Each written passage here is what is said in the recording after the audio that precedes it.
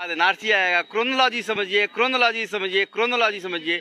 वो खुद बंदा क्रोनोलॉजी की बात नहीं कर रहा है।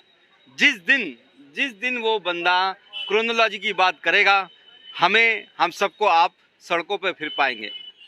5 साल में उत्तर प्रदेश में सिर्फ और सिर्फ शमशान कब्रिस्तान की अली बजरंग बली की बात हुई है और अब्बाजान की बात हुई है, क्योंकि योगी जी को यही पढ़ाया और यही लिखाया गया है।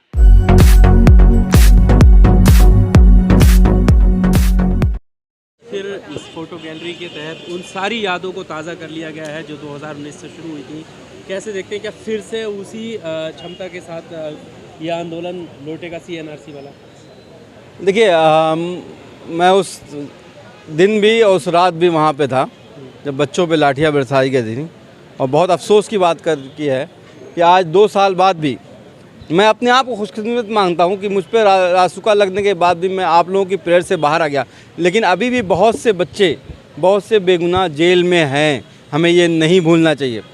बात रही CAA NPR NRC की, तो जिसने क्रोनोलॉजी बताई थी कि CAA के बाद NPR आएगा, NPR के बाद NRC आएगा, क्रोनोलॉजी समझिए, क्रोनोलॉजी समझिए, क्रोनोलॉजी समझिए। वो खुद बंदा क्रोनोलॉजी की बात नहीं कर रहा है।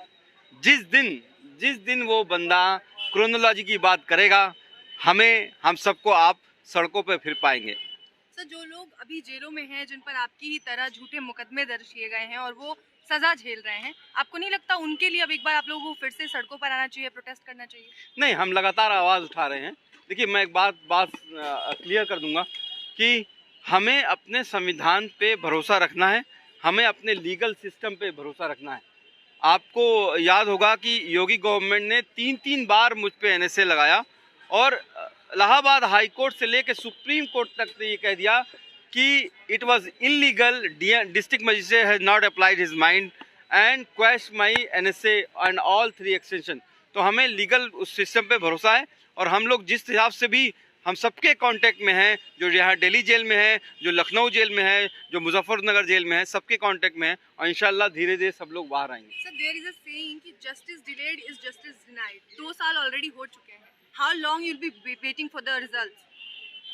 उम्मीद पे दुनिया कायम है। 4 साल हो गए। मैंने एक बुक ये भी लिखी है, इसके बारे में भी बात कर लें।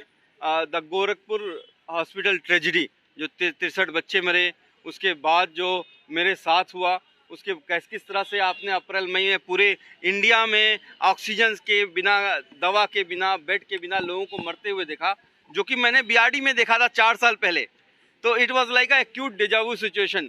तो मेरा ये कहना है, उम्मीद पे कायम रहो, उम्मीद पे दुनिया कायम है, हमें भरोसा है कि हमें इंसाफ मिलेगा। सर, अलीगढ़ में जिस तरह से आपकी स्पीच को लेकर मुकदमा हुआ, ऐसे बहुत सारे लोग हैं जो उतनी क्षमता उनके अंदर नहीं है जो इस तरह के केस से निपट सके, यानी उनका कोई केस भी लड़ सके। तो एक डर कहीं ना कहीं लोगों के बीच में रहता है जब वो सड़क पर अपने हक और हुकूक के लिए आते हैं। तो क्या आपको उम्मीद है कि वो लोग फिर से उस डर को अलग हटा के वो आ पाएंगे, एकजुटता दिखा पाएंगे? भाई, दिल की क्वेश्चन पूछ लिया है। पहला, इस क्वेश्चन को मैं 2 पार्ट में आंसर देना चाहूँगा। पहली बात कि जो मेरा अलीगढ़ का भाषण था, उसको हाई कोर्ट और सुप्रीम कोर्ट ने कहा है कि वो देश तोड़ने वाला नहीं, देश जोड़ने वाला बात था। My speech was about integrity and unity of India and it depict any kind of violence and hate. ये हाई कोर्ट और सुप्रीम कोर्ट कहता है। लेकिन जिनको 1925 से ये सिखाया जा रहा है कि इंसान को इंसान में डिवाइड करो, जाति के नाम पे, धर्म के नाम पे, उनको मेरा भाषण भड़काऊ लगा। तो ऐसे जो लोग जो अभी सत्ता में बैठे हुए हैं, उनके खिलाफ हम लोगों को आवाज़ उठानी पड़ेगी। मैं आपकी बात से एकदम सहमत हूँ मेरे भाई कि बहुत लोगों को जरिया नहीं मिल पाता है कि वो हाई कोर्ट और सुप्रीम कोर्ट आ जाएं। एक हाई कोर्ट का वकील 3 लाख रुपए लेता है सिर्फ खड़ा होने का, एक सुप्रीम कोर्ट का वकील 5 लाख रुपए लेता है आपका मुकदमा लड़ने का। मैं 3-3, 4-4 बार सुप्रीम कोर्ट आ चुका हूँ, 10 बार हाई कोर्ट जा चुका हूँ। तो मैं अपने आप को खुशनसीब समझता हूँ कि अल्लाह ने मुझे अगर ये हिम्मत दी है, ये ज़रिया दिया है कि मैं अपना इंसाफ के लिए लड़ पा रहा हूँ, तो लड़ रहा हूँ। और मैं बस इतना सबसे कहूँगा कि ये ऐसे लोग हैं जिनकी आँखों में अगर आँख डाल के बात करोगे तो ये तुमको नहीं कुछ करेंगे, लेकिन जिस दिन तुमने इनसे डरना स्टार्ट कर दिया, ये तुम्हें और डराएंगे, ये तुम्हें और डराएंगे। सर, योगी उपयोगी है, ये नया नारा दिया है प्रधानमंत्री ने उत्तर प्रदेश को। इस पर आपकी क्या राय है? 5 साल में उत्तर प्रदेश में सिर्फ और सिर्फ शमशान कब्रिस्तान की अली बजरंग बली की बात हुई है और अब्बाजान की बात हुई है, क्योंकि योगी जी को यही पढ़ाया और यही लिखाया गया है।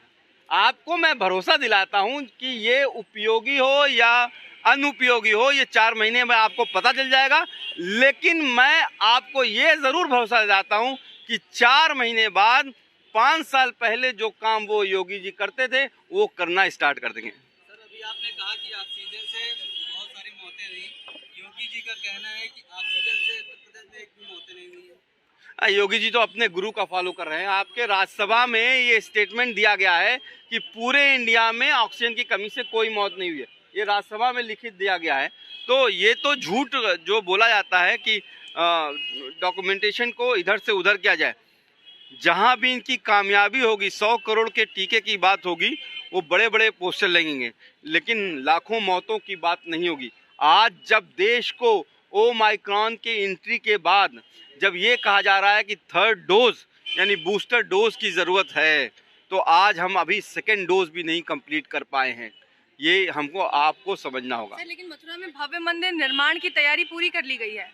आपको बनाइए मंदिर बनाइए, जितने ज़्यादा मंदिर बनाना चाहे मंदिर बनाइए, लेकिन मेरे भाई हमें अस्पताल भी चाहिए, हमें स्कूल भी चाहिए, हमें नौकरियां भी चाहिए, हमें रोटी भी चाहिए। मैं जो हूँ, जब से जेल से निकला हूँ, इन 4 सालों में पूरा इंडिया घुमा हूँ। हर किसी से पूछता हूँ आपको आपकी सरकार से क्या उपेक्षा है। हर कोई कहता है 2 वक्त की रोटी मिल जाए, जब बच्चा बीमार हो तो अच्छे से अच्छे हॉस्पिटल में इलाज हो जाए, जब वो पढ़ने जाए तो वो भी IIT में और एम्स में और अंग्रेजी मीडियम में पढ़े, और जब पढ़ लिख ले तो उसको नौकरी मिल जाए। रोटी, कपड़ा, मकान, हेल्थ, एजुकेशन, एम्प्लॉयमेंट पिछले 75 साल से यही मांग रहे हैं।